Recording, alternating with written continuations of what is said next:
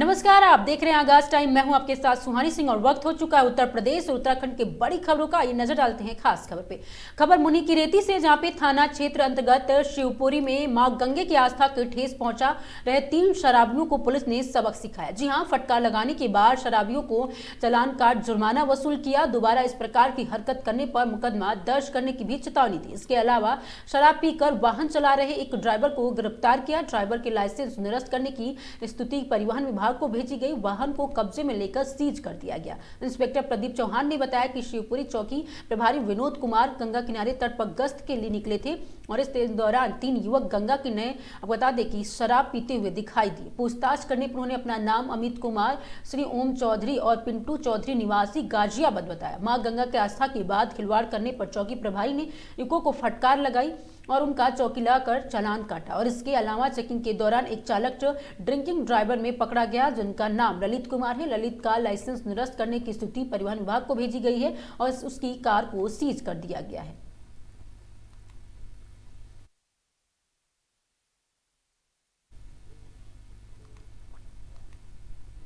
खबर ऋषिकेश से, जहां पे मॉडर्न स्कूल के पास जाटवा बस्ती निवासी एक विवाहिता की दहेज लोभियों की हत्या कर दी। जी हां, हत्या के बाद ससुराल वाले विवाहिता का शव अस्पताल में छोड़कर फरार हो गए। मृतका के पिता ने कोतवाली पुलिस में तहरीर देकर ससुराल पक्ष के कई लोगों पर खिलाफ नामजद मुकदमा दर्ज करवाया है। पुलिस ने इन मामले में जांच और अग्रिम कार्रवाई शुरू कर दी है। पुलिस का कहना है कि जो तथ्य सामने आएंगे उस आधार पर मामले में कार्रवाई होगी। ऋषिकेश कोतवाली पुलिस को दी गई तहरीर में उमेश कुमार निवासी दुर्गा मंदिर चंद्रेश्वर नगर बताया कि उन्होंने 20 जुलाई 2023 को अपनी बेटी सोनी का विवाह सुमित निवासी जाटवा बस्ती के साथ किया था। शादी के बाद उसे ही सुमित और उसकी मां जसवंती, पिता विनोद, जेठ अमित, जेठानी रूबी और नंद कामनी और सिया बेटी के दहेज के लिए प्रताड़ित करने लगे। समय समय पर सामर्थ्य अनुसार ससुराल वालों की डिमांड पूरी की गई, फिर भी दहेज का लोभ कम नहीं हुआ। आरोप लगाया गया कि 18 नवंबर 2025 को इन सब ने मिलकर बेटी को मौत के घाट उतार दिया। 30 नवंबर 2023 को भी प्रताड़ना के संबंध में पुलिस को मेडिकल रिपोर्ट के बाद शिकायत दी गई। उमेश कुमार ने पुलिस से कानूनी कार्रवाई करते हुए ससुराल पक्ष के नाम जाट लोग को गिरफ्तार करने की मांग की है। सीओ पूर्णिमा गर्ग ने बताया कि मामले में पुलिस ने जांच शुरू कर दी है और जल्द ही कार्रवाई की जाएगी। कुछ समय मेरी बेटी के साथ ससुराल वालों ने, सब लोगों ने मिलकर मार दिया मेरी लड़की को। मेरी लड़की को बहुत बुरी दशा से मारा और हम लोगों को सूचना भी नहीं दी और पुलिस प्रशासन को भी सूचना कोई नहीं दी। मैं चाहती हूँ पुलिस प्रशासन से कि मेरी लड़की को इंसाफ दिलाया जाए, ससुराल वालों को कड़ी से कड़ी सजा दिलाई जाए। यदि मेरी लड़की की कोई गलती होती तो मेरे से बताते। ऐसे उन लोगों ने बुरी तरह से बेरहमी से मेरी लड़की की क्यों हत्या करी है, क्यों मारा है, क्यों मृत्यु करी है। उस लड़की को इंसाफ मिलना चाहिए, कड़ी से कड़ी सजा देनी चाहिए। उसके ससुराल वालों को, जेठ को, ससुर को, सारे पूरे परिवार को। और बार बार धन का प्रेशर, दहेज का प्रेशर डालते थे। मैं गरीब हूँ, मैं कहाँ से उनकी मांगे इतनी कहाँ तक पूरी कर पाऊंगी। मेरे बस की नहीं है, मैं किराए पर रहती हूँ और जितना मुझसे होता था मैं देने की प्रयास भी करती थी क्योंकि मेरी लड़की का घर बसा रहे।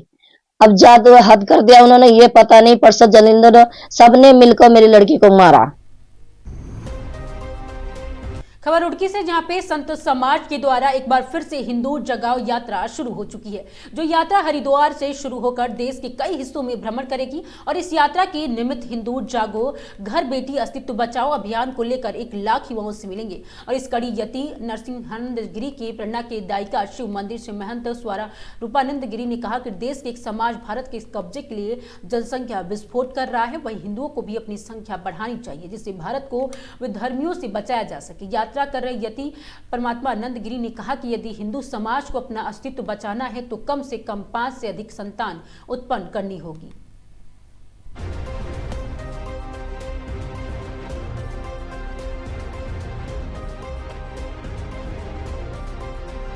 जी महामंडलेश्वर यति नरसिंहागिरी महाराज जी, जो दासना देवी मंदिर के जो है पीठाधीश्वर हैं, उन्होंने हमारे जो है गुरु भाई को यति परमात्मानंद गिरी जी को एक यात्रा जो है करने के लिए जो है जिम्मेदारी दी है। वो यात्रा है हिंदू जागो घर बेटी अस्तित्व बचाओ यात्रा।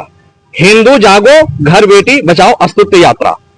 ये यात्रा इसलिए है कि आज उन सब की, मैं खुले शब्दों में अगर कहूं तो बार बार यही होता है कि ये साधु संत जो है कहीं ना कहीं जो है हिंदू मुसलमान करते हैं।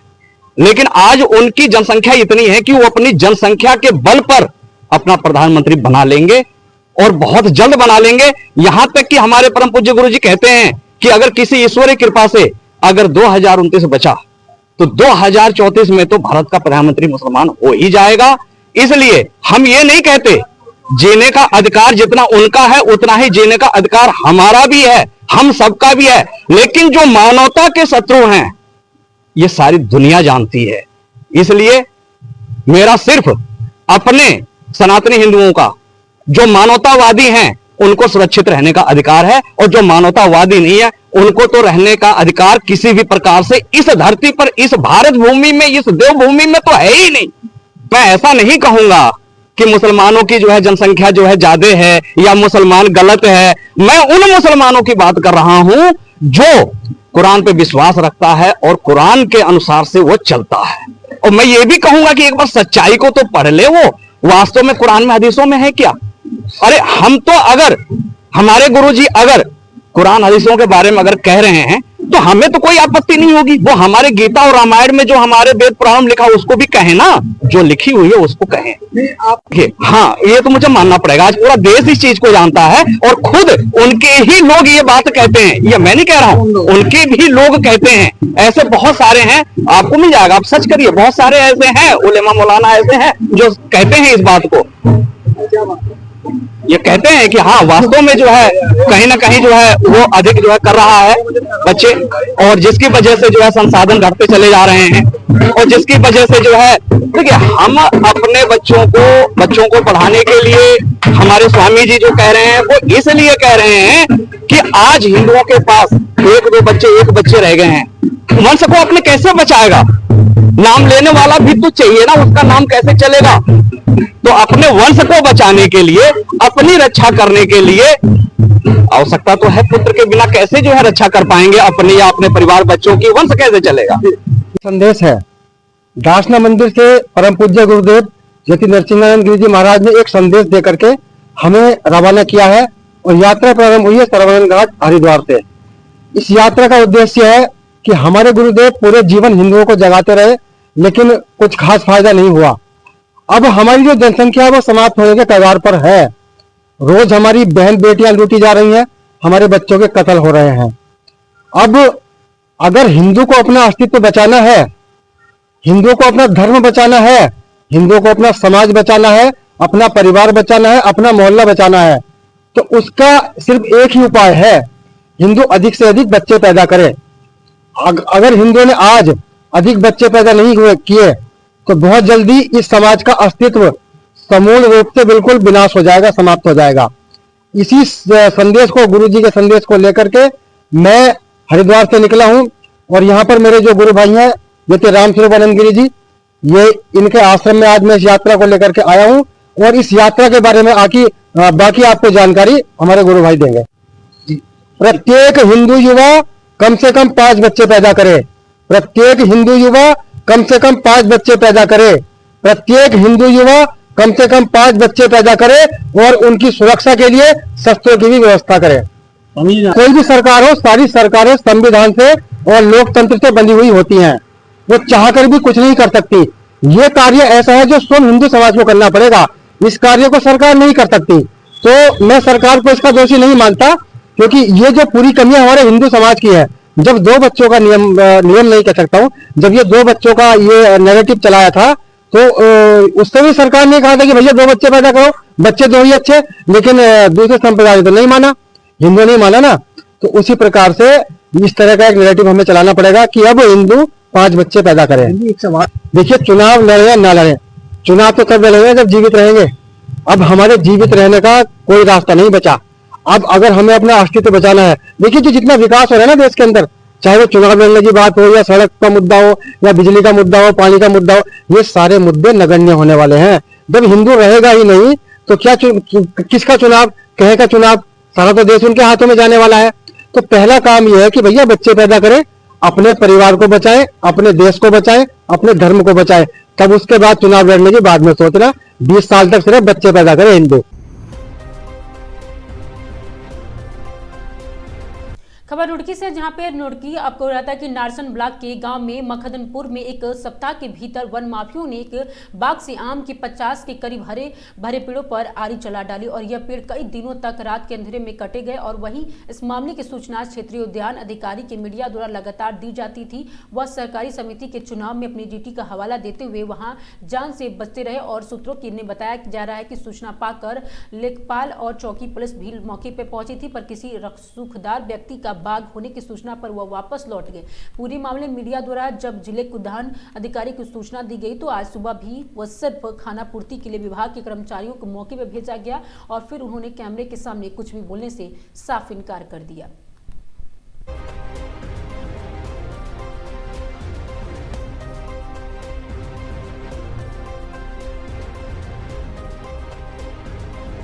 खबर हरिद्वार से, जहां पे ज्वालापुर विधानसभा क्षेत्र में भाजपा की पूर्व राज्य मंत्री और वरिष्ठ नेता सुबोध राकेश और मंडल अध्यक्ष पूर्व प्रधान रीता सैनी के नेतृत्व में विधानसभा की बूथ स्तरों पर मंडलों में आत्मनिर्भर भारत संकल्प अभियान से आम जनमानस को जोड़ा जा रहा है। इस मुहिम में शुक्रवार को ज्वालापुर विधानसभा क्षेत्र के राष्ट्रीय इंटर कॉलेज हदीपुर में आत्मनिर्भर भारत संकल्प अभियान के कार्यक्रम में मुख्य अतिथि के तौर पर पहुंची महिला मोर्चा के प्रदेश अध्यक्ष रुचि भट्ट पहुंची, जहां पर बीजेपी पदाधिकारियों और कार्यकर्ताओं ने उनका भव्य स्वागत किया। कार्यक्रम में पहुंची महिला मोर्चा के प्रदेश अध्यक्ष रुचि भट्ट ने मंच से संबोधित करते हुए कहा कि आत्मनिर्भर भारत संकल्प अभियान के तहत लोगों को स्वदेशी के प्रति जागरूक करना जरूरी है।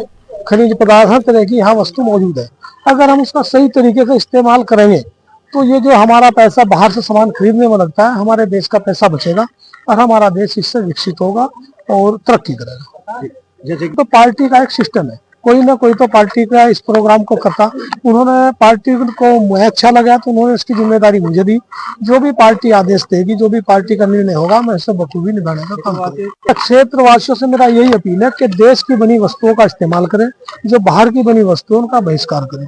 और आगे से अगर हम इस तरह का करेंगे, जो बाहर से हमारी वस्तु आ रही है वो बंद हो जाएगी आनी और यहाँ बननी शुरू हो जाएगी।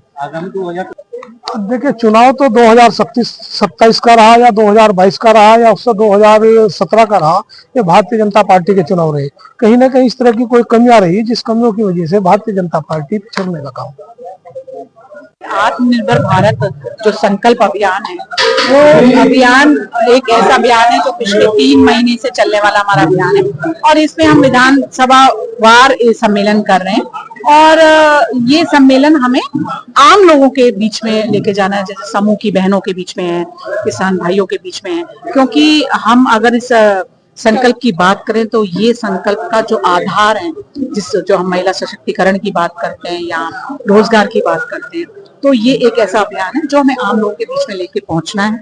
और उनसे इसलिए पहुंचना कि हम ये बताना चाहते हैं कि भारतीय जनता पार्टी ऐसी पार्टी है जो आप सबके सम्मान के लिए खड़ी, आप बहनों के सम्मान के लिए खड़ी, किसान के सम्मान के लिए खड़ी, और ये आत्मनिर्भर सीधा उस रोजगार के लिए एक रास्ता है। सब विधानसभा 70 की 70 विधानसभाओं में सम्मेलन हो रहा है और मेरे ख्याल से 64 विधानसभाओं में लगभग हो चुका है।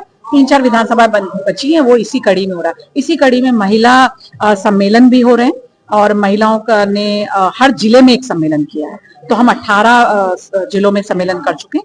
एक जिला हमारा बचा है, वो भी किसी कारणवश वो भी 1-2 दिन में हो जाए।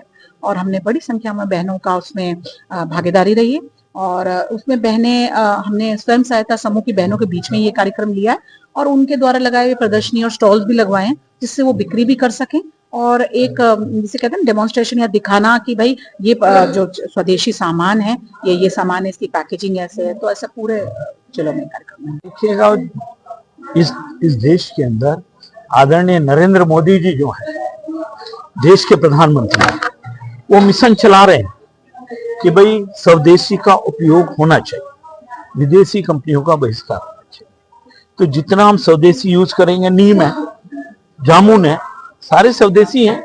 तो मेरा निवेदन ये है कि जितने भी स्वदेशी प्रोडक्ट है वो जनता को खरीदने चाहिए। हिंदुस्तान तभी तो एक मजबूत हिंदुस्तान बनेगा। ये सम्मेलन उसी पक्ष में था और भारतीय जनता पार्टी के लोग सब एक हैं, क्योंकि भारतीय जनता पार्टी की सरकार प्रदेश में भी है और केंद्र में भी है। और निश्चित रूप से इस समय यहां पर कांग्रेस का विधायक है ज्वालापुर विधानसभा में, जो किस्मत से जीत गया या अक्षमात जीत गया, लेकिन भारतीय जनता पार्टी के कार्यकर्ता ये संकल्प लेते हैं कि आने वाले 2027 में जो विधानसभा का चुनाव होगा तो ज्वालापुर से भारतीय जनता पार्टी का उम्मीदवार जीतेगा और यहां पर निश्चित रूप से कमल खिलेगा और पुष्कर धामी जी को वो कमल अर्पित होगा। यहां का जो मेंबर जाएगा विधानसभा में वो अपनी बात भी उठाएगा और यहां का विकास करेगा, ऐसा यहां की जनता, यहां के कार्यकर्ता संकल्प लेते हैं, ऐसा मेरा विश्वास है। धन्यवाद। पार्टी के माध्यम से आत्मनिर्भर भारत के एक आदरणीय मोदी जी का एक सपना भी है और कोरोना काल में ये सिस्टम उन्होंने शुरू किया था कि हमारा प्रत्येक व्यक्ति भारतवासी आत्मनिर्भर बने।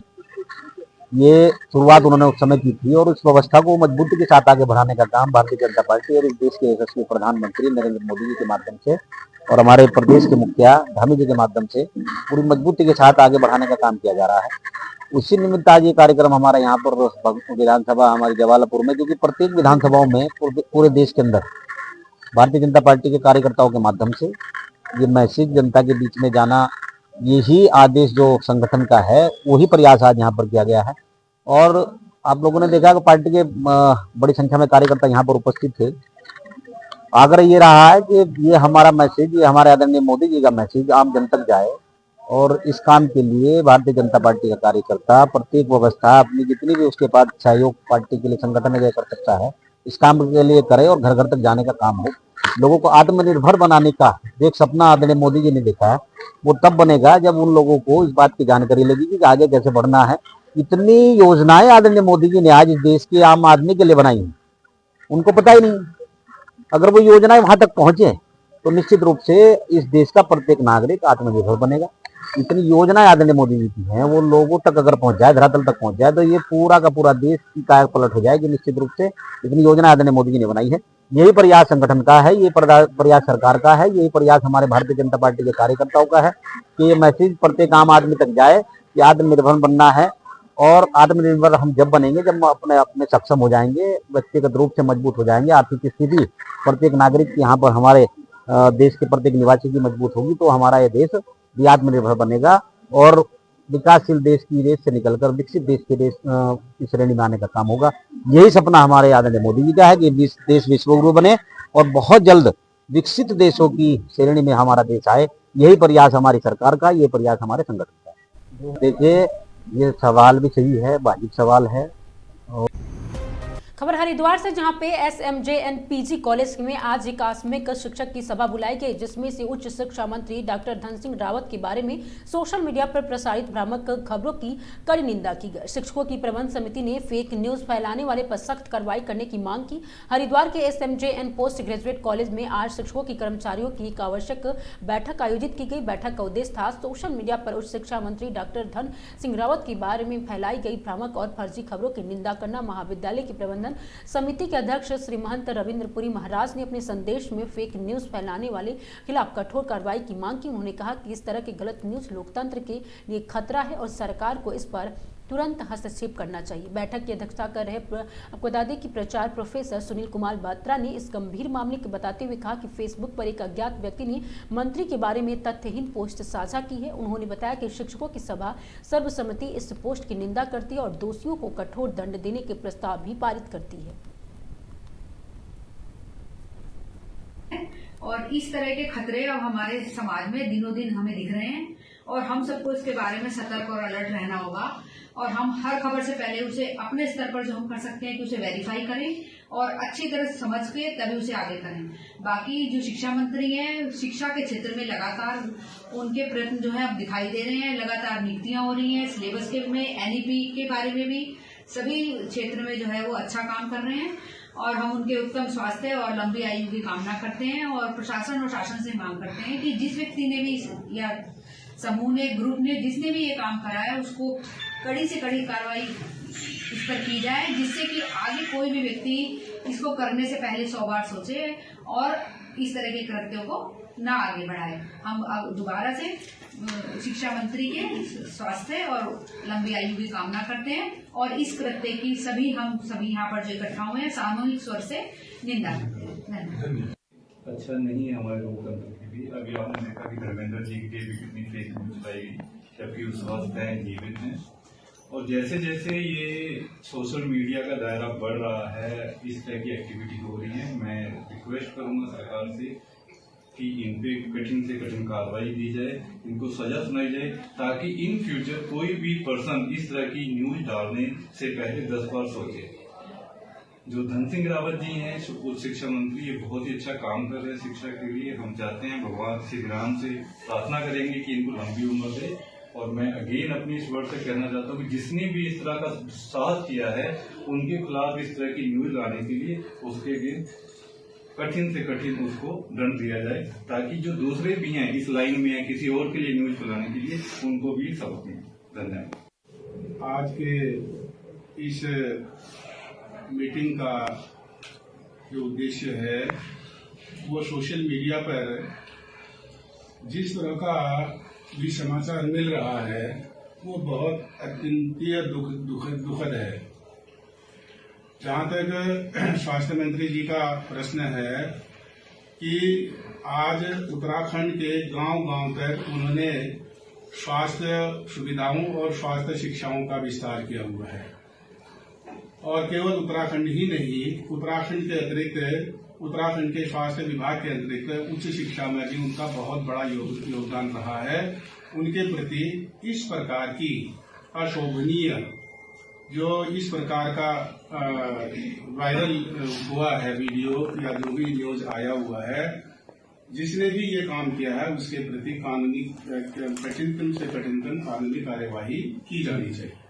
स्वास्थ्य मंत्री भी है, माननीय श्री धन सिंह रावत जी के ऊपर जो उनकी एक फेक न्यूज चलाई गई, जो सोशल मीडिया फेसबुक पे डाला गया, उसको सुनकर हम सब बहुत ही व्यथित हैं और दुखी हैं कि राजनीति का एक स्तर होना चाहिए और सोशल मीडिया प्लेटफॉर्म का भी इस्तेमाल सही शब्दों के साथ होना चाहिए। विरोध अपनी जगह है और दुष्प्रचार या इस तरह की न्यूज निकालना बहुत ही खिलाफ है।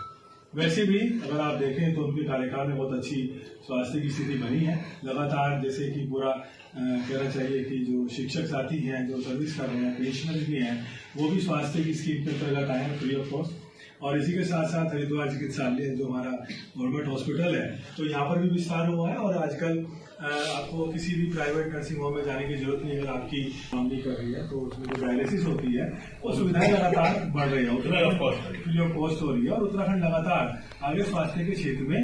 खबर जसपुर से, जहां पे आज उत्तराखंड प्रदेश भर में जारी किया गया, जी हां, सहकारी समितियों का चुनाव संपन्न हो गया। उस क्रम में जनपद उधम सिंह नगर के जसपुर नगर से एक खबर सामने निकल के आ रही है, जहां पे जसपुर क्षेत्र के अंतर्गत पड़ने वाली तीनों सहकारी समितियों में भी चुनाव सकुशल संपन्न हो गया, जिसमें जसपुर बहुउद्देशीय किसान सहकारी समिति कांग्रेस का परचम लहराया हुआ है। चुनाव में भारतीय किसान यूनियन के ब्लॉक संरक्षक और पूर्व में 2 बार जसपुर सहकारी समिति अध्यक्ष रह चुके देवेंद्र सिंह चौहान की धर्मपत्नी, जो आदर्श राजकीय इंटर कॉलेज तालाबपुर में बीते सन 2015 में प्रधानाचार्य के पद पर सेवानिवृत्त हुई हैं। और बता दें, किरण बाला को इस बार सर्वसम्मति के जसपुर बहुउद्देशीय सहकारी किसान सेवा समिति के निर्विरोध अध्यक्ष चुना गया। वहीं भारतीय किसान यूनियन के प्रदेश सचिव सरदार दीदार सिंह को भी सर्वसम्मति के जसपुर बहुउद्देशीय सहकारी किसान सेवा समिति का निर्विरोध उपाध्यक्ष बनाया गया। और इस हुई बड़ी जीत से किसान में खुशी का माहौल व्याप्त है, जिसके चलते भारतीय किसान यूनियन के पदाधिकारी और किसान के निर्विरोध चुने गए इन दोनों अध्यक्ष और उपाध्यक्ष के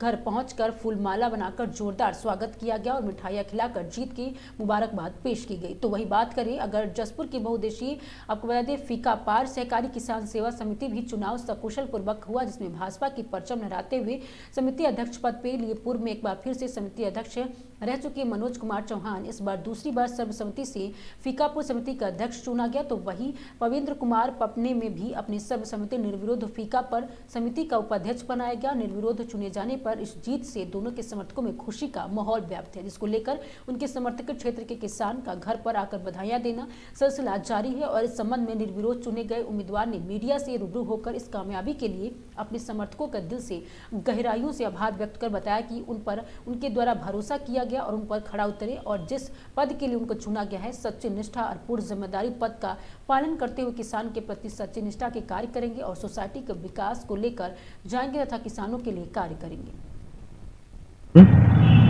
मैं बहुउद्देशीय कर्मी फीका पार सहकारी समिति से अध्यक्ष चुना गया हूँ। आज निर्वाचन हमारे यहाँ था, मैं निर्विरोध अध्यक्ष बन गया हूँ और मैं अपने संचालक मंडल का और अपने क्षेत्र के समस्त सदस्यों का, सहकारी समिति के सबका धन्यवाद, बहुत बहुत धन्यवाद देना चाहता हूँ। और मैं वर्तमान में अध्यक्ष आज बना हूँ, लेकिन पिछली बार भी मैं अध्यक्ष था। मैंने ठीक काम मतलब करने का बहुत प्रयास किया है। आगे भी बस यही प्रयास रहेगा कि हमारी सहकारी समिति ऊंचाइयों पे जाए, काम करे और अच्छे नाम से जानी जाए। सिंह जी हमारे सभी ग्रामीण क्षेत्रों के जो क्षेत्र था इनका उन्होंने सभी के सहयोग से निर्विरोध चुने गए थे। आज ये उपाध्यक्ष बने हैं तो बड़ी खुशी है, सब खुशी का इजहार कर रहे हैं, सबका धन्यवाद भी कर रहे हैं हम अपने माध्यम से। और ये 10 डायरेक्टर थे, एक नॉमिनेट था, 11 डायरेक्टर थे, तो उनमें से यानी 7 निर्विरोध हो गए थे। तो 3 पे जो है इलेक्शन, 3 सीटों पे इलेक्शन हुआ था और एक जो सरकार की तरफ से आता नॉमिनेट वो था। तो इसलिए सभी पद जो है, अध्यक्ष का पद भी और उपाध्यक्ष का निर्विरोधी चुना गया है। तो मैं सभी जितने डायरेक्टर हैं हमारे 10 ही, और सभी का मैं धन्यवाद करता हूं। और क्षेत्र का जो जनता जिन्होंने निर्विरोध करके भेजा था उन सबका धन्यवाद करते हैं। और जितने हमारे किसान भाई हैं, क्योंकि ये हमारे किसान यूनियन के ही दोनों पदाधिकारी हैं, ये हमारे प्रदेश सचिव हैं दीदार सिंह जी, और जो हमारे अध्यक्ष बने हैं देवेंद्र सिंह जी, वो ब्लॉक के संरक्षक हैं किसान यूनियन के। तो इसलिए किसानों की ही सोसाइटी है ये। और हम विधायक जी का भी बहुत धन्यवाद करते हैं और पूर्व विधायक जी का भी, जिन्होंने एक निर्विरोध एक जसपुर में मिसाल कायम की है सभी ने मिलकर, जहां बहुत अच्छा एक ऐसा होना भी चाहिए, किसी का खर्च नहीं होने दिया। और ये दोनों पद और सारे जितने भी आगे बैंकों में गए हैं वो भी निर्विरोध हो गए हैं। देखो खुशी की बात ये है, वो भी सारे पद आगे जो बैंकों में गए हैं वो भी निर्विरोध हो गए सारे। तो एक भाईचारे का, कौमी एकता का, ये जसपुर में एकता का प्रतीक जो है यहाँ से दर्शाया गया है। हम ये चाहते हैं कि सभी इलेक्शन इसी तरह से, जो हर एक तरह के इलेक्शन इसी तरह से निर्विरोध होने चाहिए, ताकि भाईचारा बना रहे। इसमें सभी धर्मों का इसमें और सभी तरह के लोगों का इसमें सहयोग है। तो हम धन्यवाद करते हैं सभी का। सारे जितने मेंबर थे सभी किसी मेंबर वो सारे एक तरफा हो गया था, इसलिए कोई दूसरी पार्टी तो रहे कोई नहीं। फिर 11 मेंबर हमारे साथ आ गए सारे, तो इसलिए दूसरी तरफ पर्चा नहीं भरा किसी ने, तो इसलिए निर्विरोध चुना गया अध्यक्ष साहब भी, अध्यक्ष भी और उपाध्यक्ष भी। मैं अब इस टर्म उपाध्यक्ष के लिए चुना गया हूँ सोसाइटी के। बिल्कुल मैं सभी जितने मेरे बहन भाई मेरे गांव के और मेरे साथी जितने भी थे इन्होंने मेरी मदद करी है, उनका सभी का शुक्रिया करूँगा मैं। और मेरे साथी जितने भी थे और मेरे डायरेक्टर्स जितने मेरे साथ, उन्होंने भी मेरे पे विश्वास करते हुए मुझे उपाध्यक्ष का पद दिया है। तो मैं खड़ा उतरूँ। श्रीमती करणवाला, और मैं जसपुर के किसान सेवा सहकारी समिति में अध्यक्ष पद पर चुनी गई हूँ। और मेरा जो उद्देश्य है, जिस जनता ने, जिन किसानों ने मुझको चुना है और इस पद के लिए मुझे भेजा है, मैं ईमानदारी से और लगन से, मेहनत से उन सबके लिए कार्य कर सकूं। और जो हमारी किसान सेवा सहकारी समिति है उसमें सारे अपने जो डेलीगेट्स हैं उनको साथ में लेकर उसका विकास मैं करूं, ये मेरी हार्दिक इच्छा है। और यहाँ पर जितने भी सब आए हुए हैं उन सबको मैं हृदय से धन्यवाद देती हूँ और सबका अभिनंदन करती हूँ। और मैं उम्मीद करती हूँ जितने भी डायरेक्टर हैं, जो नवनिर्वाचित डायरेक्टर हैं, वो और हम सब मिलकर जनता की सेवा करेंगे, किसानों की सेवा करेंगे, उनके विकास के लिए निरंतर प्रयास करेंगे। और विशेष मेरी ये बात है, जो विशेषकर जो छोटे किसान हैं उनके लिए मेरा विशेष फोकस रहेगा कि उनके काम में कोई अड़चन ना आने पाए। जिस पद पर चुने गए हैं उस पद को ईमानदारी से निभाएंगे और सबकी सेवा करेंगे। खबर सितारगंज से, जहां पे डिग्री कॉलेज अध्यक्ष पद के चुनाव को लेकर लगातार अनदेखा किया जा रहा था। वहीं उपस्थित तुषार शर्मा ने बताया कि चुनाव प्रभारी के द्वारा अध्यक्ष पद के चुनाव को लगातार अनदेखा किया जा रहा था। जविंदर कौर पर प्रचार रेणु रानी बंसल और चुनाव प्रभारी के द्वारा गलत तथ्यों पर खारिज किया गया था। इसको लेकर हमारे द्वारा हाई कोर्ट में रीट याचिका दायर की गई थी, जिस पर हाई कोर्ट डबल बेंच से कहा गया कि आप गिरी बंसल जी के पास जाए। तो हमने अपना आवेदन गिरी बंसल जी को दिया और हमारा मतदान कराया जाए, जिस पर कहा गया कि अध्यक्ष पद पर मतदान का निर्माण, आपको बता दें कि 19/11/2025 को छात्र संघ निर्वाचित अधिकारी को आवश्यक कार्रवाई के लिए कहा गया, लेकिन चुनाव प्रभारी आज भी छुट्टी पर है। उनके द्वारा चुनाव को लगातार अनदेखा किया जा रहा है। अगर ऐसा ही चलेगा तो मजबूरन हम लोगों को फिर से कहते हाई कोर्ट की शरण में जाना पड़ेगा, जिसकी जिम्मेदारी कॉलेज प्रशासन की होगी।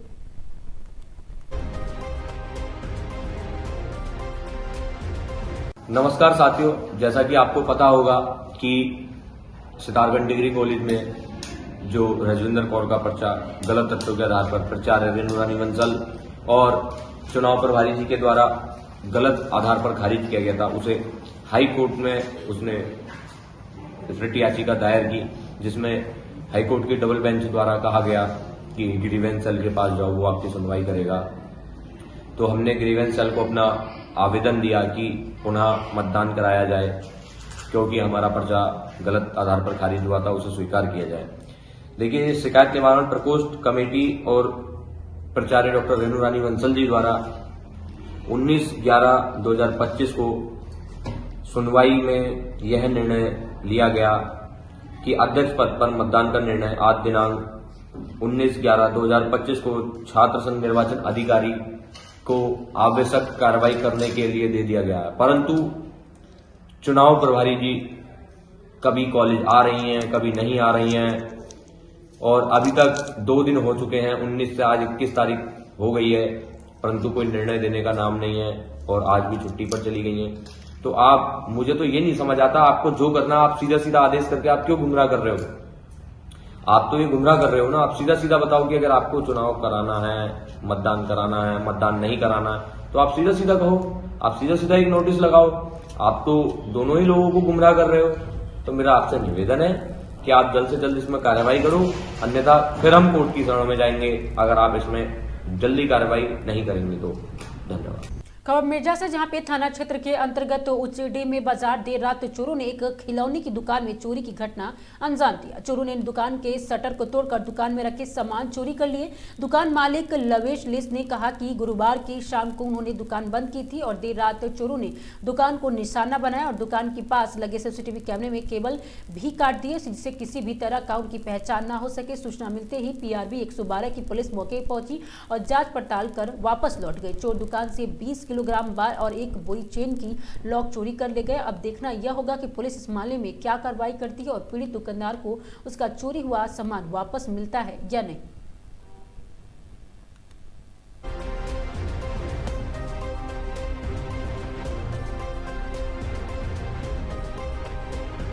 इन दिनों मेजा में चोरों के हौसले बुलंद दिखाई दे रहे हैं। आज और कल के डेट में मेजा में 2 चोरियां होती हैं। एक आप लोगों ने देखा होगा, उन्नौर में देसी टीका को जो है चोर लूट करके फरार हो जाते हैं। आज जो है ब्रेकिंग न्यूज दिखा रहे हैं। आज की बीती रात की एक घटना बताई जा रही, ऊंचडी चौराहे पर देख सकते हैं किस तरह से एक गरीब जो है अपने जीवन का यापन करता था, छोटा सा बिजनेस किया हुआ था, मगर चोर इस दुकान को भी नहीं छोड़ते हैं, नहीं बख्शते हैं और निशाना बना करके बताया जा रहा है 2 लाख के करीब जो है इसमें चोरी हुई है। फिलहाल हम यहाँ पे जो लोग हैं, जो दुकानदार हैं, उनसे बातचीत करेंगे आखिर चोरी होती कैसे है, घटना को अंजाम कैसे दिया जाता है और कहीं न कहीं पुलिस से 2 कदम आगे चोर चल रहे हैं।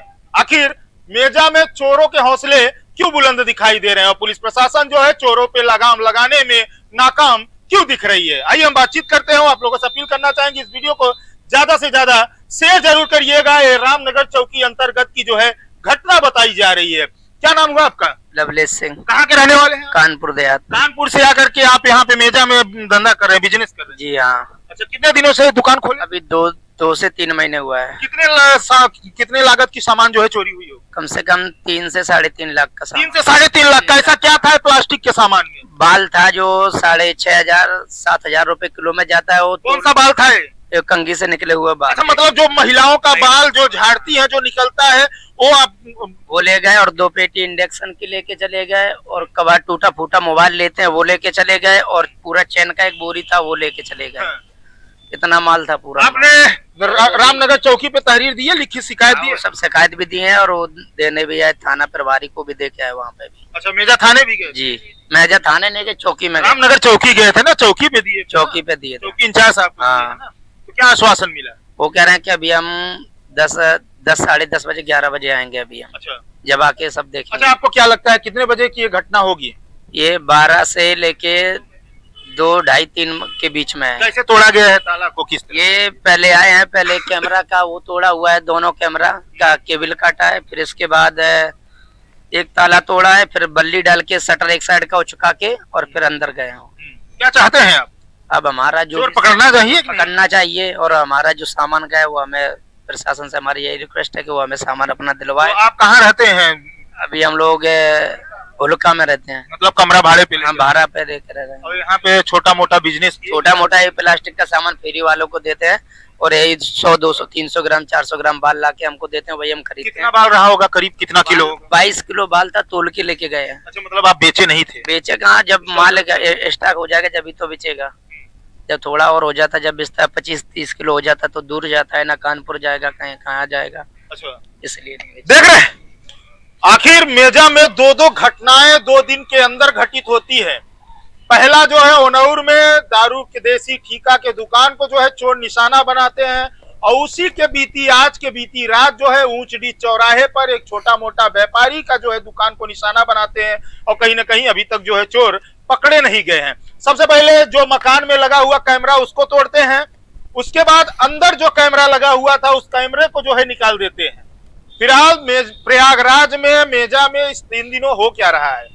चोर जो है आए दिन घटनाएं घटित कर रहे हैं, और चोर जो है पकड़े नहीं जा रहे हैं। आखिर चोर ये आते कहां से हैं? और चोर भी यही ग्रामीण के ही लोग हैं, कहीं बाहर से नहीं आ रहे हैं। आखिर वो किस तरह से घटना को अंजाम दे रहे हैं कि किसी को भनक भी नहीं लग रही है। देखिए ऊंचडी चौराहा है, यहाँ पे जो ग्रामीण के लोग हैं वो भारी संख्या में जमा हुए हैं। आखिर चोर इस तरह से घटना को अंजाम देंगे तो जो व्यापारी, छोटे मोटे व्यापारी हैं, वो कैसे धंधा बिजनेस करेंगे, कैसे अपने परिवार का जो है भरण पोषण करेंगे? कहीं ना कहीं सवाल उठता है मेजा पुलिस के ऊपर। अब देखना यह है कि मेजा पुलिस इस चोर को, घटनाओं को, आखिर चोर को पकड़ पाती है कि नहीं पकड़ पाती है, कि फिर जो है मेजा में आज और कल के डेट में फिर जो है कोई घटना घटित होगी।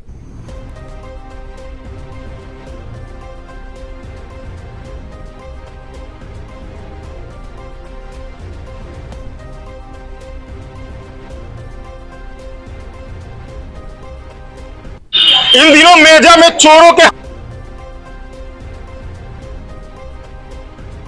खबर उन्नाव से, जहां पे अचलगंज थाना क्षेत्र के एक सनसनीखेज वारदात सामने आई है, जहां पे घरेलू विवाद ने खौफनाक रूप ले लिया है। त्रिभुवनपुर गांव में एक पति ने गुस्से में आकर अपनी पत्नी के फावड़े से हत्या कर दी। 5 बच्चों की मां शांति देवी की हत्या के बाद पूरे गांव में अफरा तफरी मच गई। खास बात यह है कि घटना के बाद आरोपी पति ने खुद पुलिस को फोन कर हत्या की सूचना दी, जिसके बाद पुलिस टीम मौके पहुंची और आरोपी को वारदात में इस्तेमाल फावड़े सहित गिरफ्तार कर लिया। पुलिस घरेलू कलह और शक को हत्या की मुख्य वजह बता रहे हैं। उन्नाव के त्रिभुवनपुर गांव में गुरुवार शाम उस हड़कंप मच गया जब घरेलू विवाद भयावह रूप ले लिया। जानकारी के मुताबिक होरीलाल नाम के व्यक्ति गुस्से में आकर अपनी पत्नी शांति देवी की फावड़े से हत्या कर दी। शांति देवी 40 वर्ष की थी और 5 बच्चों की मां थी। पति पत्नी के बीच काफी समय से अनबन चल रही थी और होरीलाल अक्सर पत्नी पर शक करता था। इसी अविश्वास और लगातार हो रहे विवाद ने गुरुवार को हिंसक रूप ले लिया। बताया जाता है कि महिला खेत में काम कर रही थी, तभी आरोपी वहां पहुंचा और फावड़े से सिर पर वार कर दिया, जिससे उनकी मौके पर ही मौत हो गई।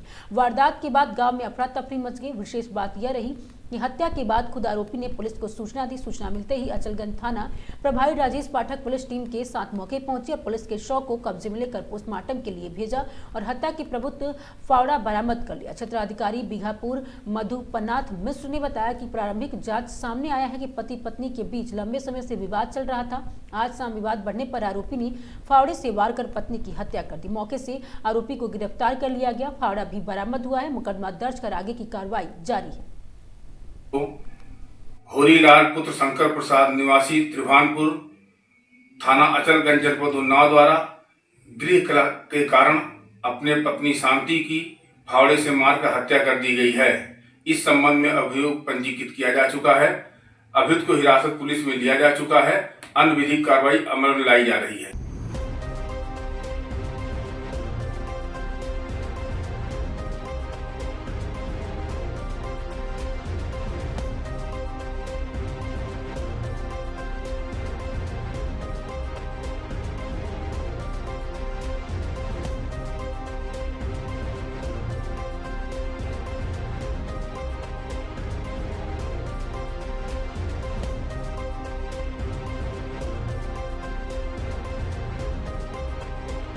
आज दिनांक 20 नवंबर 2025 को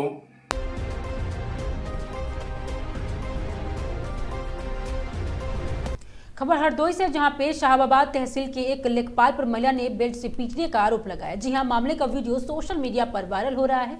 बताया गया कि घटना ब्लॉक पिनाही के ग्राम पंचायत हिंदू नगर में मजरा कुलाहौर की है। यहां पे एक लेखपाल ने बेल्ट निकालकर महिला और उसके बेटे को दौड़ाकर पीटा। बाद में ग्रामीणों की भीड़ देखकर उनसे पिटाई बंद कर दी।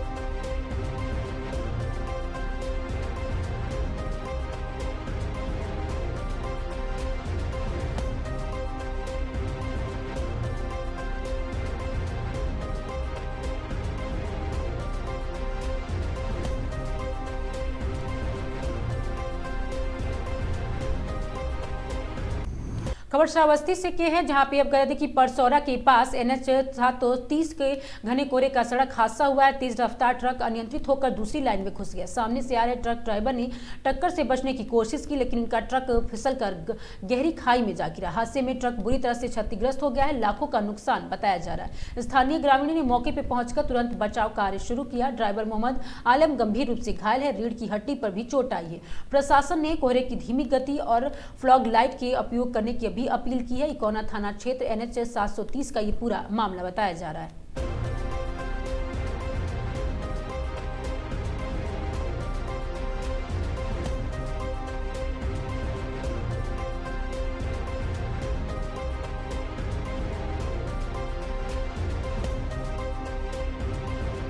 हाँ भैया, आपका? मिराज। कहाँ के रहने वाले हो? गोरखपुर के। अच्छा, ये कहाँ से कहाँ आप लोग जा रहे थे? गोरखपुर से जा रहे हैं तो इधर बहराइच के रोड पे। अच्छा, ये कैसे घटना हुई? आगे गाड़ी आ रही थी। पता चला कौन सी गाड़ी थी वो? पता नहीं चला, चला गया। हाँ, कितना स्पीड रहा होगा, कैसा था? स्पीड रहा था। अच्छा, तो कैसे मतलब ये खाई में आई? आगे आ गया गाड़ी एकदम लेके। अच्छा, वो सामने आ गया तो आप लोगों ने कट मारा। अच्छा, तो ड्राइवर की हालत कैसी है? उनकी हालत खराब है। अच्छा, गाड़ी आप चला रहे थे कि वही ड्राइवर ही चला रहे थे? ड्राइवर चला रहे थे। तो आप बैठे हुए थे कि सो रहे थे? नहीं, सो नहीं, बैठे थे। अच्छा, हम देखते हैं नेशनल हाईवे पे हमेशा आए दिन एक्सीडेंट होता रहता है। क्या कहना चाहते हो ट्रक ड्राइवरों को या अन्य गाड़ी चलाने वालों को? सबको ये कहना चाहता हूँ, सावधान से चलाएं, जहाँ रहें सावधान से रहें, अच्छे से रहें। और क्या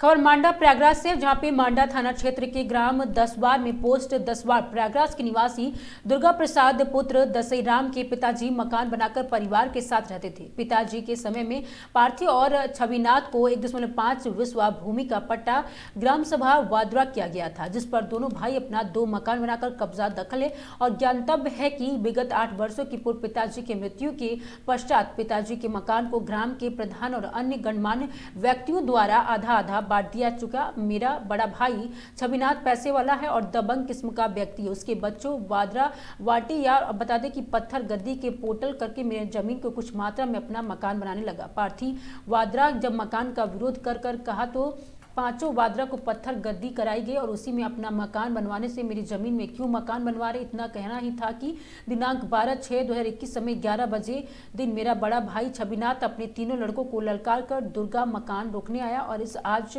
जान से मार डालो और चारों लोग मिलकर पार्थी के ऊपर लाठी डंडा कटवास लेकर जान से मारने के नियत से टूट पड़े, मारकर बेहोश कर दिया। पार्थी को मृत समक्ष कर और मेरी पत्नी के चिल्लाने पर गांव के लोगों ने वाद्रा बीच बचाव करने पर छोड़कर चले गए। गांव वालों की मदद से पार्थी को बेहोशी की हालत में थाना मांडा ले गया, किंतु आपको बता दें कि मांडा वाद्रा पुलिस के साथ PSC मांडा भेज दिया गया और PSC के डॉक्टरों द्वारा मेरी हालत को देखने की स्वरूप परानी मेडिकल अस्पताल भेज दिया गया, जहां पे पार्थी 4 माह तक इलाज कराता रहा।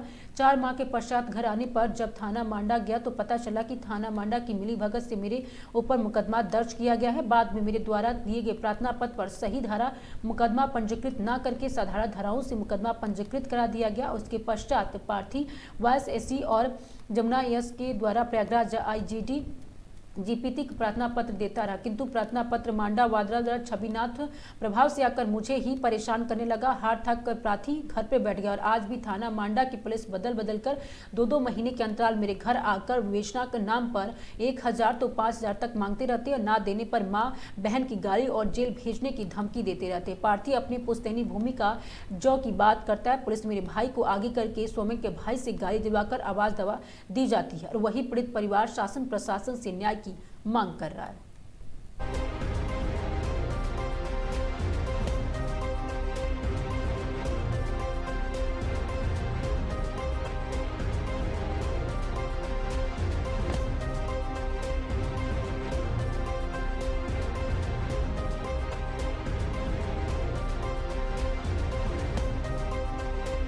देखिए अभी हम मौजूद देवा दसवार में हैं। गरीब के जमीन को जो गांव के ही दबंग हैं जबरन कब्जा कर रहे हैं और जब ये अपने जमीन पर जाते हैं अपना हक जमाने के लिए तो इनको जान से मारने की जो है धमकी दी जाती है और कहीं ना कहीं माड़ा पुलिस जो है ऐसे दबंगों पे लगाम लगाने में नाकाम दिख रही है।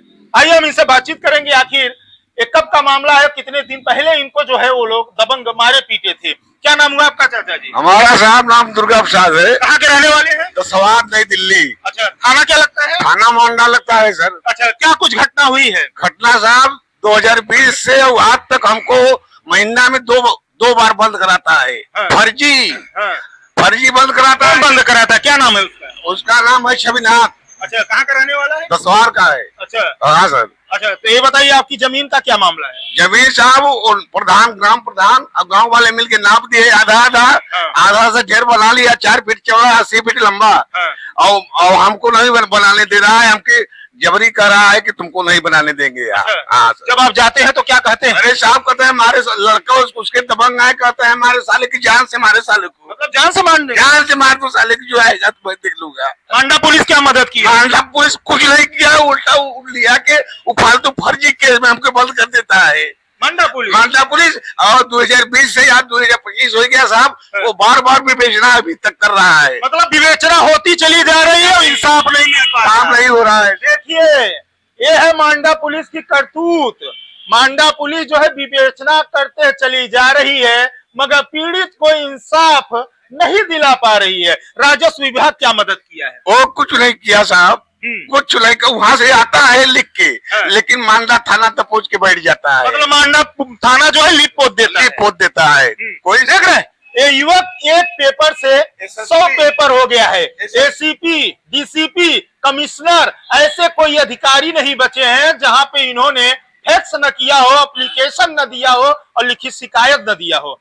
फिलहाल और कुछ बात करेंगे तो क्या चाहते हैं आप? साहब हमारे न्याय हमको मिलना चाहिए। आपके साथ इंसाफ होना चाहिए। हाँ सर, न्याय होना। DCP साहब से क्या कहेंगे? ACP साहब से क्या कहेंगे? यही बात कहेंगे साहब कि हमारी न्याय होना चाहिए। इसकी जांच होने के बाद आपके साथ इंसाफ होना चाहिए। अच्छा, कितने दिन से मामला चला आ रहा है? 2020 से है साहब। अच्छा, जो आपके जो दबंग हैं जो आपकी जमीन को कब्जा कर रहे हैं, क्या वो लोग दबंग हैं क्या? हाँ सर, दबंग है। पैसे वाले हैं साहब। बहुत अभी भी धमकियां दे रहे हैं। अरे साहब कल भी घेरा था मुझको मारने के लिए कि साले कि इसको मार दो तब फैसला हो जाए, नहीं ऐसे नहीं होगा, जिंदगी तक साला ये बात करेगा। अच्छा, इस तरह से? हाँ सर। अच्छा, अभी भी आपको डर सता रहा है कि आपके साथ कोई घटना हो सकती है? कुछ साहब होगा, गाँव वाले से पूछ ले साहब ना कि पूरे गाँव वाले अगर हमके न बचाओ तो मारते जान से। मतलब इतना तो केवल गाँव वाले हमके बचा रहे हैं। मतलब गाँव वाले अगर न हो तो आपकी हत्या कर दे, जान से मारते साहब। हाँ, मांडा पुलिस आपकी कोई मदद नहीं करे, उल्टा बजा देती है, 17 बंद कर देती है। अच्छा, मतलब उल्टा आप ही को जेल में सोचती है बंद कर उल्टा हमको बंद कर देती है। उल्टा चोर कोतवाल को डांटे। हाँ सर, यही बात है। दबंग के ऊपर कार्रवाई नहीं कर रही है? कुछ नहीं सर। और क्या कहती है मांडा पुलिस? मांडा पुलिस यही कहती है, मानो नहीं तुमको उठा के बंद कर देंगे। पैसा मांग रही है। कौन पैसा मांग रहा है? पैसा दरोगा मांग रहा है। कह रहे दरोगा? दरोगा कह रहे मानोगे नहीं तो उठा के तुमको बंद कर देंगे साले। कितना पैसे का मांग करते हैं? पैसा तो नहीं कहे साहब, कहते हैं चलो हम बताएंगे। किस चीज के लिए पैसा मांगते हैं? साहब कहते हैं तुम मान जाओ, नहीं तो तुमको उठा के बंद कर देंगे। दरोगा साहब किस चीज का पैसा मांग रहे हैं? मांगते हैं, कहते हो जमीन छोड़ दो तुम। अच्छा, मतलब जमीन भी छोड़ दो, पैसा भी दे दो। इतनी भारी दबंगई है साहब। अगर आपके साथ कुछ घटना हो रहा है चाचा जी, तो इसके जिम्मेदार कौन होगा?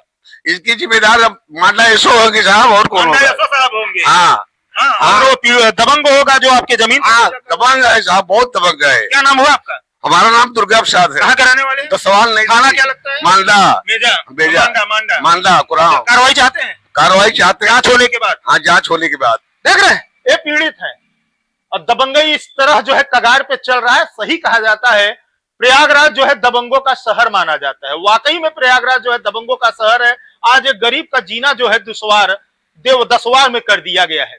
दबंग जो है इनके ही जमीन को जबरन कब्जा करते हैं, जान से मारने की धमकी दी जाती है और मांडा पुलिस के पास जब ये जाते हैं तो मांडा पुलिस 107-16 में इन्हीं को जो है जेल भेजने की तैयारी कर लेती है। फिलहाल मांडा पुलिस के ऊपर पीड़ित परिवार जो है गंभीर आरोप लगा रहा है। फिलहाल ये जांच का विषय बना हुआ है और सूत्रों मिली जानकारी के अनुसार आपको बताएं तो एचएसओ साहब इस मामले को अभी तक संज्ञान में नहीं लिए हैं और न तो कोई कार्रवाई कर रहे हैं। देख रहे हैं युवक कांप रहा है, खड़े होने के बाद भी जो है इसके शरीर में वो ताकत वो दम नहीं रह गया है, कांप रहा है। फिलहाल अब देखना यह है कि मांडा पुलिस इस मामले को किस तरह संज्ञान में लेती है और वैसे दबंगों के ऊपर क्या कुछ लगाम लगा। खबर महोबा से, जहां पे जैतपुर खंड विकास कार्यालय में सहायक लेखाकार और द्वारा चार्ज न देने की योजनाएं ठप। खंड विकास अधिकारी कार्यालय जैतपुर में तैनात सहायक लेखाकार और जुबैर खान पिछले 6 वर्षों से पदस्थ हैं, जहां पे जिलाधिकारी के आदेश पर 7 नवंबर को लेखाकार के पद पर उमाकांत रत्नाकर का स्थानांतरण जैतपुर में नवीन लेखाकार की तैनाती पर की गई थी। बताया जा रहा है कि आदेश जारी होने के बावजूद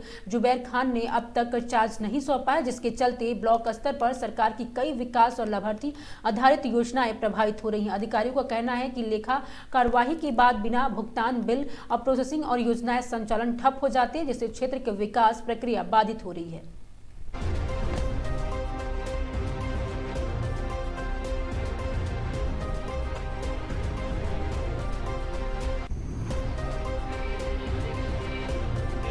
खबर सवाजपुर से है, जहां पे नाली के गड्ढे में डूबकर 1 वर्षीय मासूम कार्तिक की दर्दनाक मौत हो गई है। घर में कोहराम मचा है। जी हां, ग्राम मुंडेर में मंगलवार को सुबह एक दिल दहला देने वाली घटना सामने आई है। कार्तिक पुत्र पुष्पेंद्र उम्र लगभग 1 वर्ष घर में बने नाली के गड्ढे में डूब गया। सुबह करीब 9 से 10 बजे के बीच परिवार को बच्चा दिखाई नहीं दिया। खोजबीन के दौरान वो गड्ढे के पानी में उतरता हुआ मिला। परिजन उसे तुरंत निजी अस्पताल फर्रुखाबाद लेकर पहुंचे, जहां डॉक्टरों ने उसे मृत घोषित कर दिया।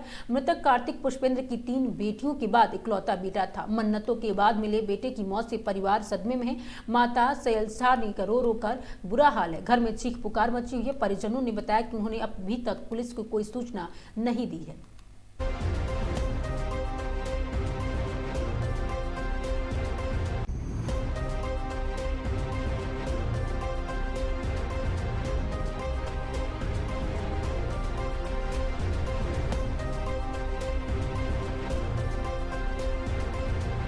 खबर सीतापुर से, जहां पे दबंग बाइक सवार बदमाशों ने लूट की सनसनीखेज वारदात को अंजाम दिया। जी हां, डीसीएम चालक से 32,000 रुपए के साथ मोबाइल की लूट की वारदात हुई है। मामले की जानकारी मिलने से पुलिस तहकीकात में जुड़ गई है। जनपद के अटरिया थाना क्षेत्र के लखनऊपुर सीता हाईवे के मामला बताया जा रहा है।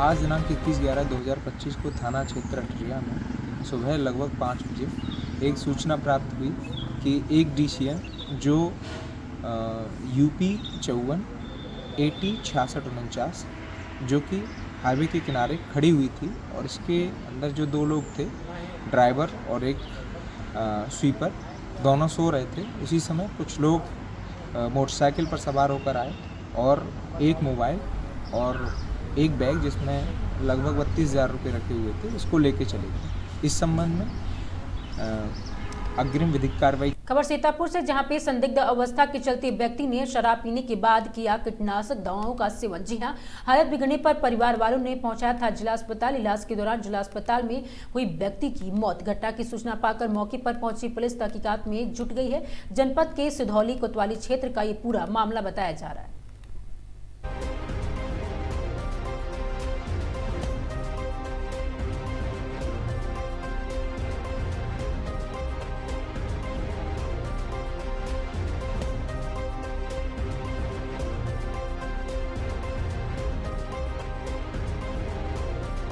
क्या नाम है तुम्हारा?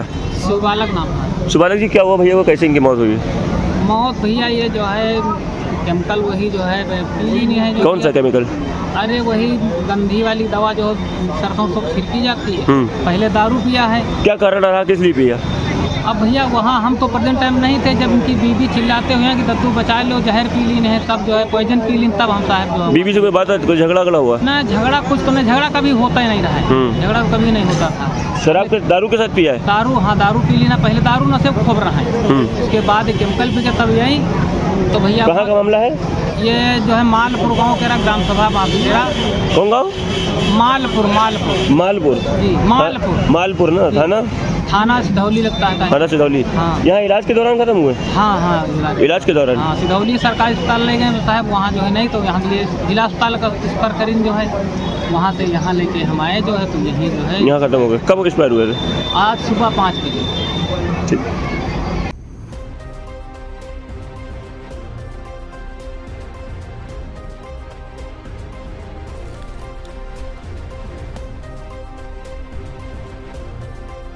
खबर सीतापुर से, जहां पे सीओ सिटी के हाथों में डंडा लेकर लापरवाह वाहन चालकों को पढ़ाया यातायात नियमों का पाठ। जी हां, नगर में लगातार बढ़ रही जाम की समस्या को लेकर सीओ विनायक भोसले ने संभाला मोर्चा। जिला अस्पताल मार्ग पर दुकानों के बाहर खड़े वाहन को पुलिस ने हटवाया। सड़क पर भारी संख्या में वहां खड़े होने से लगता था भीषण जाम। यातायात नियमों का उल्लंघन करने वाले वाहन चालकों को दी गई सिटी में चेतावनी। जी हां, जनपद के नगर कोतवाली क्षेत्र का ये पूरा मामला बताया जा रहा है।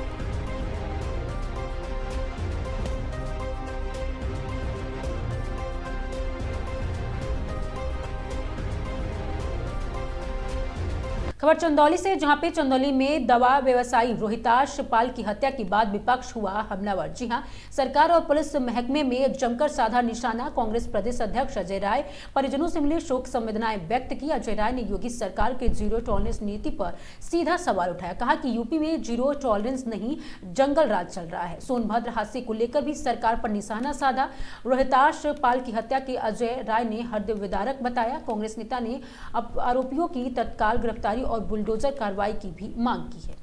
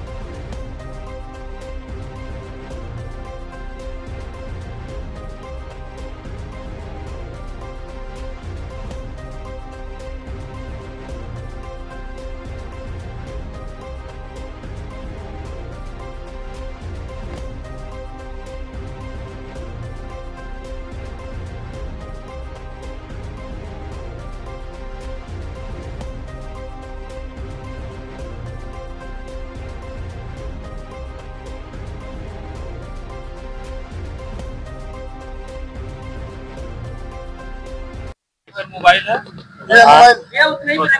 आज आके इस परिवार में रोमी जी, जो बहुत ही लोकप्रिय दवा व्यवसायी थे और बहुत ही लोगों के बीच में लोकप्रिय थे, और इनका पूरा परिवार सामाजिक परिवार है। हमारे पूर्व अध्यक्ष रमेश पाल जी के परिवार के लोग हैं और बहुत ही हृदय विदारक घटना घटी है। 17 तारीख की रात को ये घटना घटी और ये एक व्यापारी का मर्डर, जो आज ये सरकार कहती है जीरो टॉलरेंस, योगी बाबा कहते हैं जीरो टॉलरेंस, ये जीरो टॉलरेंस है। आज दीनदयाल नगर में ठीक स्टेशन के सामने इनकी दुकान के सामने गोली मारकर हत्या कर दी जा रही है। इससे साबित हो रहा है कि जंगल राज चल रहा है, पूरे प्रदेश में जंगल राज है। अभी कुछ दिन पहले आपने देखा खनन माफिया सोनभद्र के अंदर, मुख्यमंत्री उपस्थित थे, उस दिन मुख्यमंत्री थे, मुख्यमंत्री की उपस्थिति में वहां पर खनन का कार्य चल रहा था और वहां पर मजदूर दब के मर गए और अभी तक कोई गिरफ्तारी नहीं हुई। नामजद FIR है और अभी तक कोई गिरफ्तारी नहीं हुई। यहाँ पर रोमी पाल की हत्या हो जाती है और अभी तक कोई कार्रवाई नहीं हुई, चुपचाप केवल प्रशासन हाथ पे हाथ रख के बैठा है। और मुझे जानकारी जो मिली कि 17 तारीख की घटना है, रात को एक व्यापारी जो व्यापार परिवार के साथ साथ सरकार को भी एक बड़ा राजस्व देता है, और 18 तारीख को भारतीय जनता पार्टी के लोग, एक तरफ रोमी पाल का पोस्टमार्टम हो रहा है, दूसरी तरफ भारतीय जनता पार्टी के लोग वहां पर डीजे बजाकर एकता यात्रा निकाल रहे हैं। कितने शर्म की बात है, इसकी जितनी भी निंदा की जाए कम है।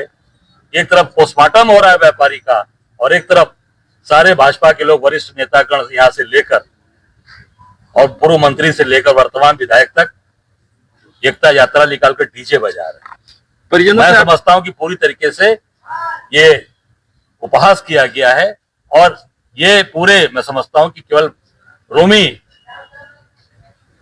पाल का अपमान नहीं, पूरे इस समाज का अपमान किया है। मैं समझता हूं कि इस पे सरकार के लोग, जब इस तरह सरकार में बैठे लोग चुपचाप बैठे हैं, मुझे लगता है कि इस पर तत्काल कार्रवाई होनी चाहिए। और न्याय, ये परिवार चाहता है कि जो इस घटना में लोग रहे उनके खिलाफ कठोर से कठोर कार्रवाई हो और न्याय मिले। विवाद क्या था, कुछ बताया आपने? जमीनी विवाद का? नहीं, ये हमको जो जानकारी मिली है कि व्यापारी बहुत सज्जन व्यापारी थे, कोई विवाद ही नहीं था इनका। बताया लोगों ने, इनके भाई बगल में मेरे खड़े हैं, सिद्धार्थ जी बताया कोई मेरा विवाद हम लोग का नहीं रहा। अरे काम तो हर आदमी करता है, जो काम करेगा समाज में, जो व्यापार करेगा उसको लोग उसके आंख में चढ़ा लेते हैं। मुझे लगता है कि सरकार का काम है, जो भी इसमें शामिल लोग हैं उसको कठोर से कठोर सजा मिलनी चाहिए। उसका अंजाम निश्चित तौर से आखिरी अंजाम होना चाहिए। मैं यही कहूंगा, 0 टॉलरेंस अगर है, बाबा ये कहते हैं, तो उसके घर पे कोई बुलडोजर चलाए और कार्रवाई करें, बुलडोजर की कार्रवाई करें, मैं यही कहूंगा। और उनका अंजाम भी वही होना चाहिए। जिस तरीके से जिस तरीके का ये हत्या की गई है, उस पर कठोर से कठोर कार्रवाई हो और इस परिवार को न्याय मिले।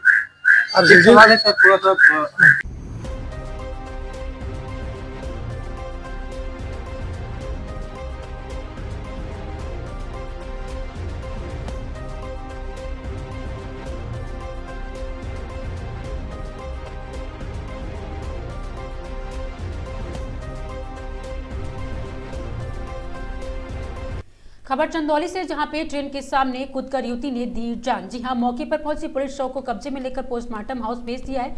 सुबह उठने में लेट होने पर मां ने लगाई थी डांट। मां के डांट से क्षुब्ध होकर 19 वर्षीय मनीषा ने उठाया बड़ा कदम। जी हां, घटना से परिवार में मचा कोहराम।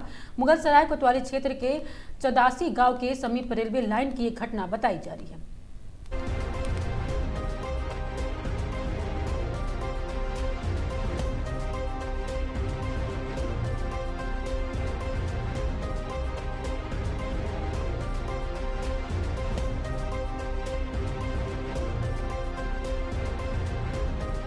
नाम और परिचय बताएं।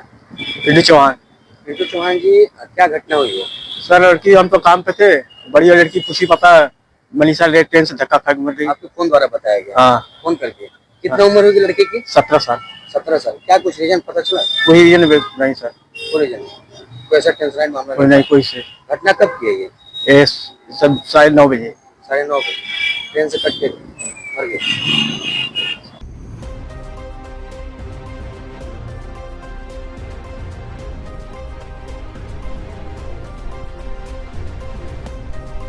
खबर अमरोहा से, जहां पर उत्तर प्रदेश के जनपद अमरोहा पुलिस अधीक्षक अमित कुमार आनंद के निर्देशन में क्षेत्राधिकारी थाना नौगांव सदात के निकट प्रशिक्षण में थाना नौगांव सदात पुलिस के मूसा चोरी की घटना को सफल अनावरण कर एक अभियुक्तों को गिरफ्तार किया गया है, जिनके कब्जे में चोरी की गई मोटरसाइकिल स्प्लेंडर प्लस आपको बता दें कि बरामद हुई। बताते चले कि थाना नौगांव सदात पुलिस द्वारा गाँव दाऊ दसराय में निजामुपुर गर्वी और सीमेंट मैरिज स्कूल की तरफ जाने वाले रास्ते पर तिराहे में आगे चेकिंग के दौरान मोटरसाइकिल पर सवार एक अभियुक्त वरुण पुत्र हेताराम निवासी ग्राम बिलन टंकी के अनावरण कर एक अभियुक्तों को गिरफ्तार किया गया, जिनके कब्जे से चोरी की गई मोटरसाइकिल स्प्लेंडर प्लस बरामद हुई है। बताते चले कि थाना नौगाह सदात पुलिस द्वारा गांव दाऊद असराय के निजामपुर गांव में सेंट मैरिज स्कूल की तरफ जाने वाले रास्ते पर तिराहे के आगे चेकिंग के दौरान मोटरसाइकिल पर सवार एक अभियुक्त वरुण पुत्र हेताराम निवासी ग्राम बिलन टकी के पास थाना नौगाह सदात जिला अमरोहा उम्र करीब 22 वर्ष को गिरफ्तार किया गया, जिसके कब्जे से एक मोटरसाइकिल बरामद की गई है और वह मोटरसाइकिल दिनांक 20/10/2025 से करीमसाब बता दें कि शाम को 3:50 पर ग्राम खालकोपुर शराब की दुकान के पास से चोरी की गई मोटरसाइकिल स्प्लेंडर प्लस बरामद हुई है। चोरी की गई बरामद मोटरसाइकिल में संबंध में थाना नौगांव सदातपुर में आपको बता दें कि 365/2025 धारा 302 बीएनएस पंजीकृत किया गया है। गिरफ्तार और बरामदगी के आधार पर उक्त अभियोग में धारा 317(2) और 319(2), 345(3) और बीएनएस के वृद्धि कर अभियुक्त को माननीय न्यायालय को समक्ष पेश किया गया है।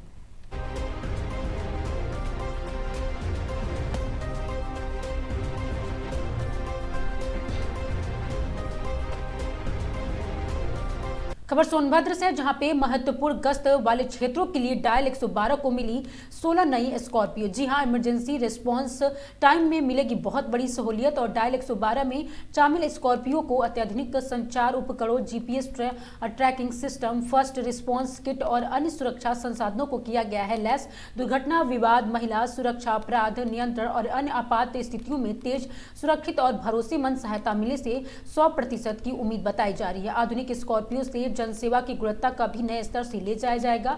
वहीं एसपी अभिषेक वर्मा ने कहा कि आधुनिक संसाधनों से लैस इन वाहनों को उचित उपयोग कर जिले में कानून व्यवस्था को किया जाएगा मजबूत। पुलिस अधीक्षक ने पुलिस लाइन चौक से हरी झंडी दिखाकर किया रवाना।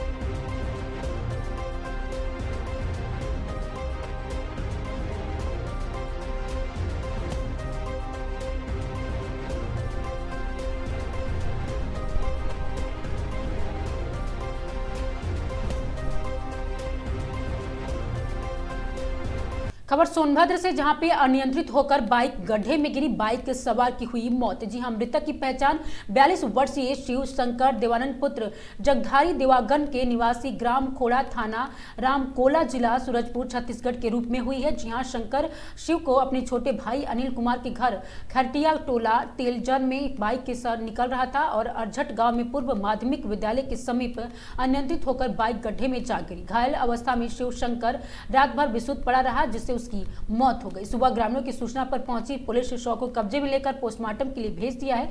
पुलिस परिजन की तहरीर पर मुकदमा दर्ज कर आगे की कार्रवाई में जुट गई है। भवनी थाना क्षेत्र के अरझट गांव की माध्यमिक विद्यालय के समीप की पूरी घटना बताई जा रही है।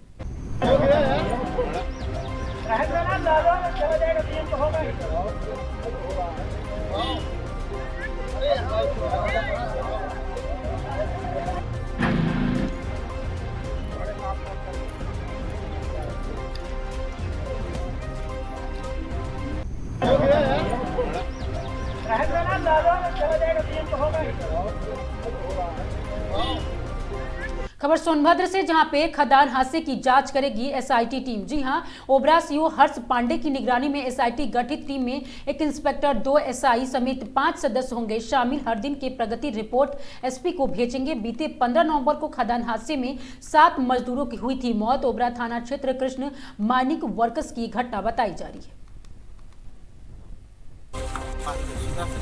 जी अभी बोला नहीं था जो बेस्ट पॉसिबल यहाँ पे चीज़ें करी जा सकती जी जी 15 तारीख से लगातार ऑपरेशन चला तो ये अब कोई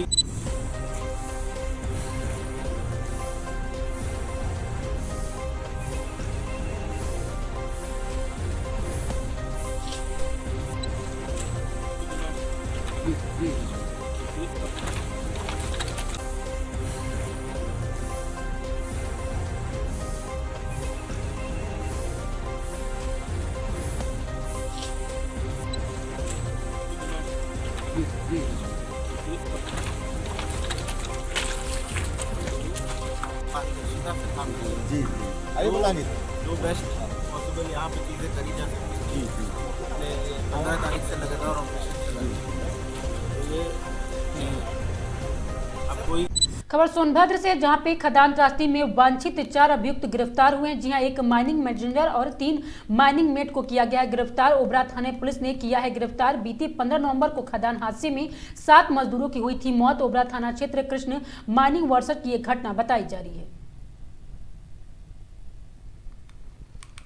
आपको बता दें कि ये पूरी घटना ओबरा थाना क्षेत्र कृष्ण माइनिंग वर्कर्स की घटना बताई जा रही है, जहां पे बीते 15 नवंबर को खदान हादसे में 7 मजदूरों की हुई थी मौत।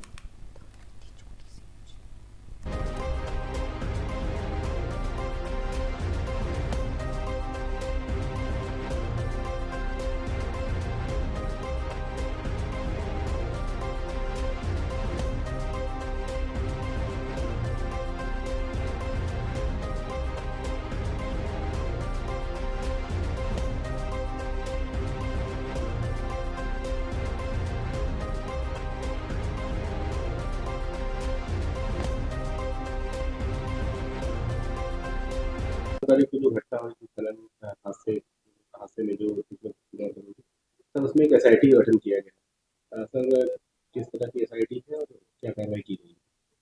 देखिए, दिनांक 15 नवंबर को थाना ओबरा क्षेत्र में कृष्णा माइनिंग वर्कर के एक खदान थी, जिसमें एक बड़ी चट्टान आके गिर गई थी, जिसमें 7 मजदूर दब गए थे और सभी मजदूरों की इसमें डेथ हो गई थी। उसी प्रकरण को दृष्टिगत रखते हुए जनपद में एक 5 सदस्यीय एसआईटी टीम का गठन सीओ ओबरा के नेतृत्व में किया गया है, जो लगातार विवेचनात्मक कार्रवाई को आगे बढ़ा रही है। उस क्रम में इस माइन में काम करने वाले 4 व्यक्ति, जिनमें से 2 इसमें माइनिंग मैनेजर हैं और बाकी माइंस मेट हैं। ये 4 लोग हैं। माइनिंग मैनेजर और माइनिंग मेट के बारे में बताना चाहूँगा। ये सभी व्यक्ति जो directorate general of mine safety है, DGMS के द्वारा नियुक्त किए जाते हैं कि माइंस में रखरखाव सही प्रकार से करेंगे, और ये DGMS को अपनी रिपोर्ट देते रहते हैं समय समय पे कि माइनिंग एक्टिविटी सही तरीके से हो रही है कि नहीं हो रही है। परंतु ये जो 4 व्यक्ति थे जो उस खदान में माइनिंग मैनेजर और माइनिंग मेट के रूप में कार्य करते थे, जिनका नाम अनिल कुमार, अजय कुमार, चंद्रशेखर और गौरव सिंह, इन्होंने पूछताछ में ये बताया है कि खदान में जो अनियमितता के संबंध में इनको खान सुरक्षा निदेशक को जो अवगत कराना था, वो रिपोर्ट इन्होंने नहीं दी। साथ ही में जो ड्रिलिंग का कार्य किया जा रहा था, उसमें मजदूरों को सेफ्टी के हिसाब से दिशा निर्देश इनके द्वारा दिए जाने थे, जो इन्होंने नहीं दिया। तथा इन्होंने ये भी अवगत कराया है कि जो मजदूरगण खदान में नीचे काम कर रहे थे और खदान में नीचे काम करने से मना कर रहे थे, उनसे इन्होंने जबरदस्ती काम कराया था, और उनके और इनके ठेकेदार और मालिक ये सब इसमें इन्वॉल्व थे। अभी ये 4 व्यक्ति अरेस्ट हुए हैं। विवेचनात्मक कार्रवाई अभी प्रगति पर है, और जो इसमें अन्य माइंस के ठेकेदार और जो खदान मालिक हैं, वो सभी भी जल्द अरेस्ट किए जाएंगे।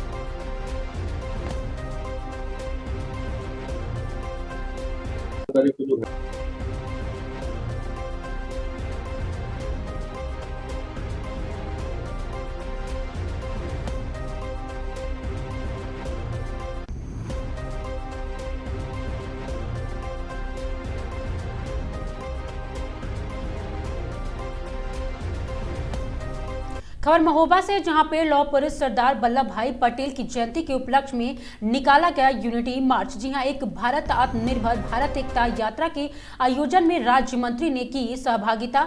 होमगार्ड राज्य मंत्री धर्मवीर प्रजापति उत्तर प्रदेश सरकार के वंदे मातरम की लगाए नारे। भाजपा जिला अध्यक्ष मोहनलाल कुशवाहा, विधायक ब्रजभूषण राजपूत, जिला पंचायत अध्यक्ष जयप्रकाश अनुरागी सहित हजारों जिले के सभी स्कूल के बच्चे ने एकता यात्रा में की शिरकत।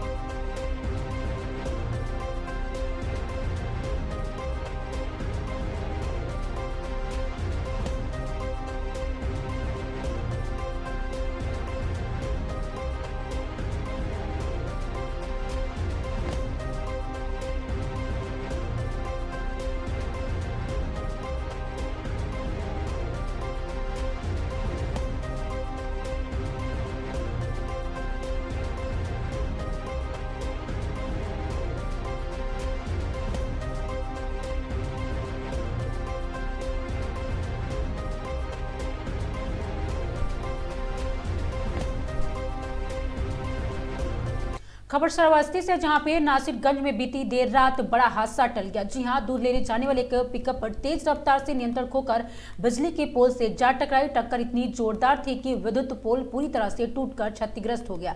हादसे में वाहन सवार दोनों लोग सुरक्षित थे, लेकिन किसी तरह चोट या जनहानि की घटना नहीं बताई जा रही है। सूचना पर नासिरगंज पुलिस चौकी की टीम मौके पहुंची और वाहन को कब्जे में लेकर जांच शुरू कर दी है। पुलिस यह पता लगा रही है कि हादसे तेज रफ्तार, लापरवाही या तकनीकी खराबी के कारण हुआ है या नहीं। पोल टूटने के इलाके से अवैध बिजली आपूर्ति बाधित हो गई है।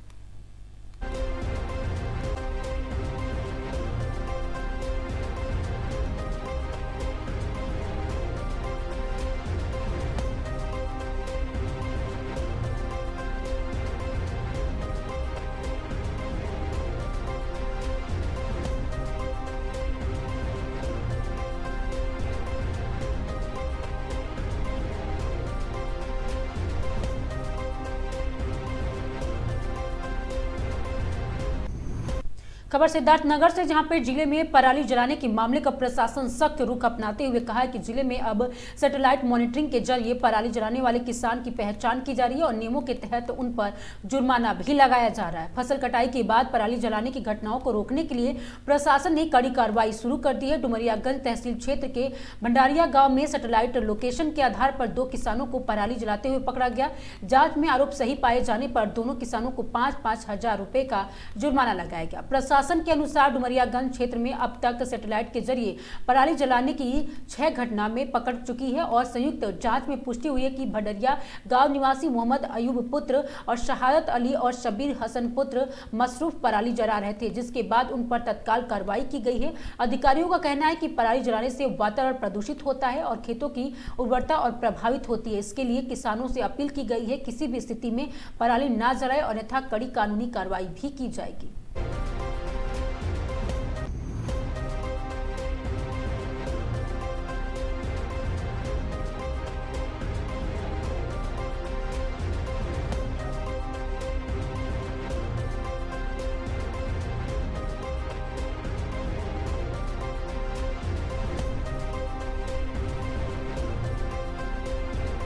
खबर बदायूं से, जहां पे सिविल लाइन थाना क्षेत्र के नेकपुर गली में 3 मौजाममपुर में नेहगार में मुवाफापिया और अपनी सारी हदें पार करते हुए बहते हुए नाले की प्लांटिंग कर बनवा दी है। मकान नागपुर में गली नंबर 3 के रहने वाले अरविंद कुमार पुत्र रतिराम ने जिलाधिकारी को दिए शिकायती पत्र में कहा कि गली एमएलसी वागेश पाठक की वजह से गली के सीसी रोड कार्य चल रहा है। गली का पानी सीधा नाले में जाकर गिरता था और जब सीसी रोड पकड़ने का मौका आया तो वहां के दबंग टिंकू ने रामदास के पानी निकालने वाला रास्ता ही बंद कर दिया, जिससे गली वाले को काफी दिक्कतों का सामना करना पड़ा और सीसी रोड के ढलान नाले से नहीं बजाय दूसरी तरफ को दिया जा रहा है, जिससे पानी नहीं निकलेगा और घरों में पानी भरेगा। मगर दबंग माफिया ठेकेदार अपनी मनमर्जी के मुताबिक काम करवा रहा है, जिससे गली के काफी लोगों को दिक्कत का सामना करना पड़ा। ठेकेदार भी गली वालों के नहीं सुन रहा है।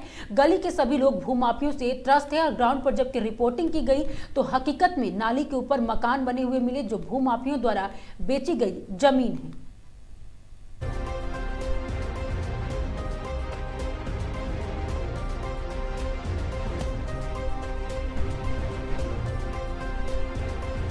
खबर सिद्धार्थनगर से, जहां पे गौलहरा थाना क्षेत्र के बसडीला गांव में जमीनी विवाद ने खौफनाक मोड़ ले लिया है। जी हां, पट्टीदारों ने भाई बहन पर ट्रैक्टर चढ़ा दिया। दोनों की हालत नाजुक और गंभीर रूप से घायल बताया जा रहा है। वारदात इतनी भयावह कि लोग दहशत में इधर उधर भागते हुए दिखाई दिए। भारत समाचार के पास इस वारदात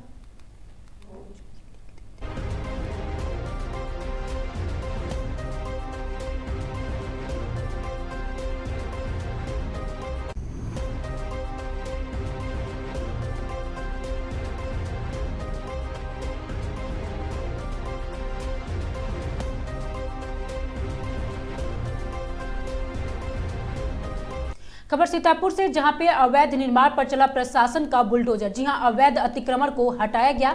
अवैध अतिक्रमण पर प्रशासन की बड़ी कार्रवाई से लोगों में मचा हड़कंप। प्रशासन की चेतावनी के बावजूद नहीं हटाया गया था सड़क के दोनों तरफ का अतिक्रमण। जनपद के बिस्वा थाना क्षेत्र के बड़े चौराहे का ये पूरा मामला बताया जा रहा है।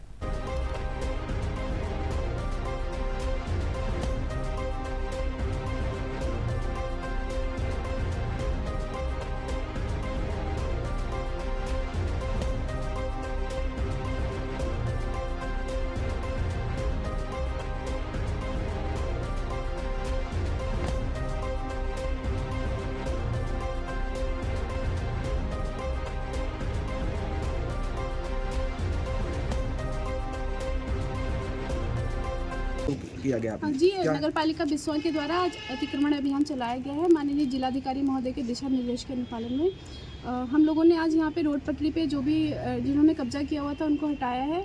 हमारा एक ही उद्देश्य है कि नगर स्वच्छ रहे, साफ रहे, हमारी नालियाँ साफ रहेंगी तभी हमारा नगर स्वच्छ रहेगा। नगर नालियों के ऊपर जो भी अतिक्रमण था आज हमारे द्वारा, हमारी टीम के द्वारा हटाया गया।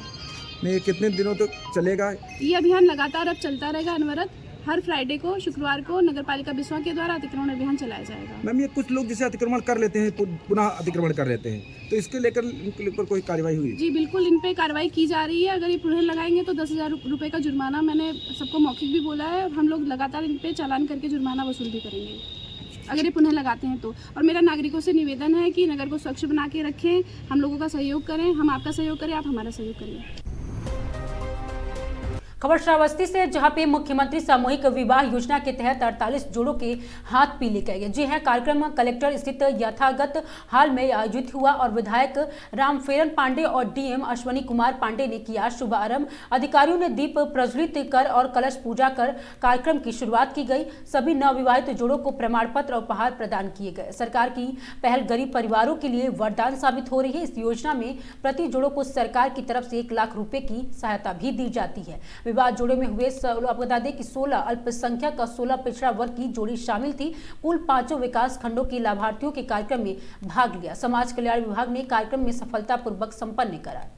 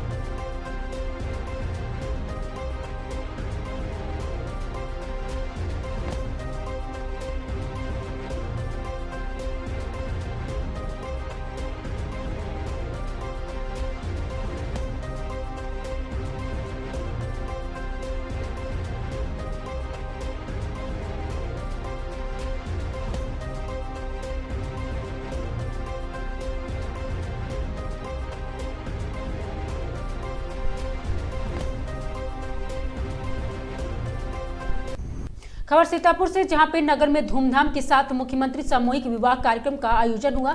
सामूहिक विवाह कार्यक्रम में 493 हिंदू एवं 9 मुस्लिम जोड़ों को शादी संपन्न कराई गई। जी हां, डीएम राजा गणपति आर ने सभी नव दंपति जोड़ों को आशीर्वाद देते हुए उज्जवल भविष्य की कामना की। नगर विकास राज्य मंत्री राकेश राठौर भी कार्यक्रम में मौजूद रहे। नगर के जीआईसी ग्राउंड में हुआ विवाह कार्यक्रम का यह आयोजन।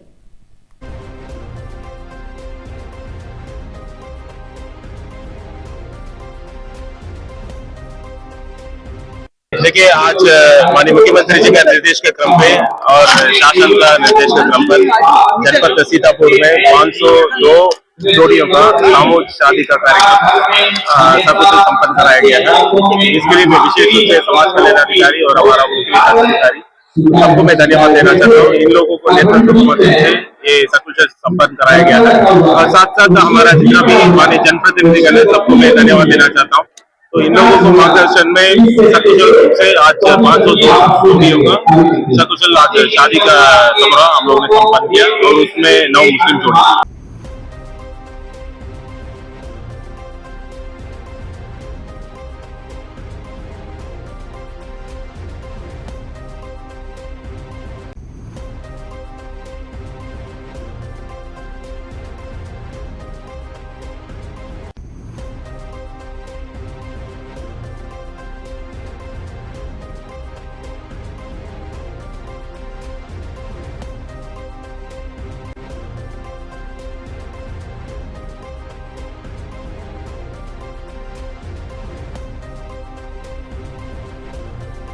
खबर प्रतापगढ़ से, जहां पे युवक की मौत के मामले में 3 आरोपी गिरफ्तार हो गए। जी हां, 16 नवंबर को बर्थडे पार्टी में गया था धर्मेंद्र सिंह। संदिग्ध परिस्थितियों में मौत पर परिजन ने दर्ज कराया केस। 3 दोस्तों के साथ हत्या का आरोप लगाकर तीखी शिकायत और पुलिस की धारा 305, 105 के तहत दर्ज केस किया गया है। पट्टी थाना चरैया गाँव के पास किया गया गिरफ्तार।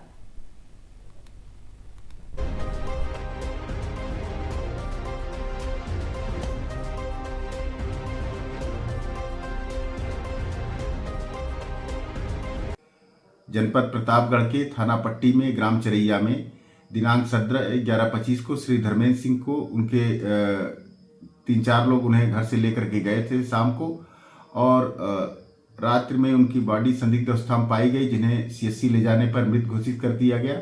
इस संबंध में 3 लोगों के खिलाफ, गौरव, धर्मवीर और अनुज के खिलाफ और एक अज्ञात के खिलाफ हत्या की धारा सेक्शन 335/1031 BNS में मुकदमा पंजीकृत किया गया था। उक्त में तमामी विवेचना, वैज्ञानिक साक्ष्य व अन्य साक्ष्य संकलन करते हुए सेक्शन 35/105 में 3 अभियुक्त गौरव उर्फ प्रिंस, धर्मवीर उर्फ अंबुज, अनुज उर्फ नाटे को गिरफ्तार किया गया है और उन्हें जेल भेजा गया है। एक व्यक्ति अज्ञात है, उनकी भी शीघ्र गिरफ्तारी कर ली जाएगी। इस घटना में जो भी लोग सम्मिलित होंगे सभी के खिलाफ कड़ी से कड़ी कार्रवाई की जाएगी।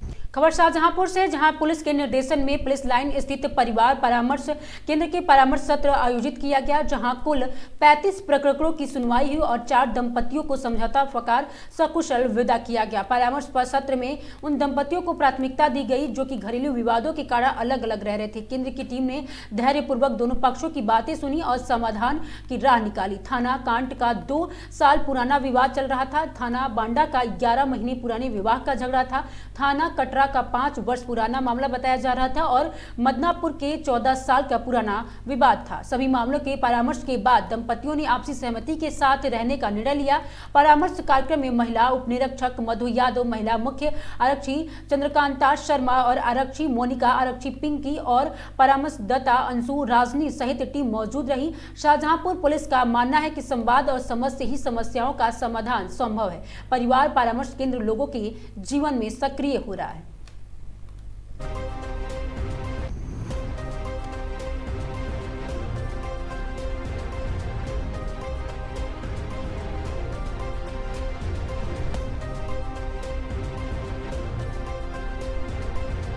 उत्तर प्रदेश उत्तराखंड की खबरों में आज के लिए सिर्फ इतना ही। देखते रहिए आगाज टाइम।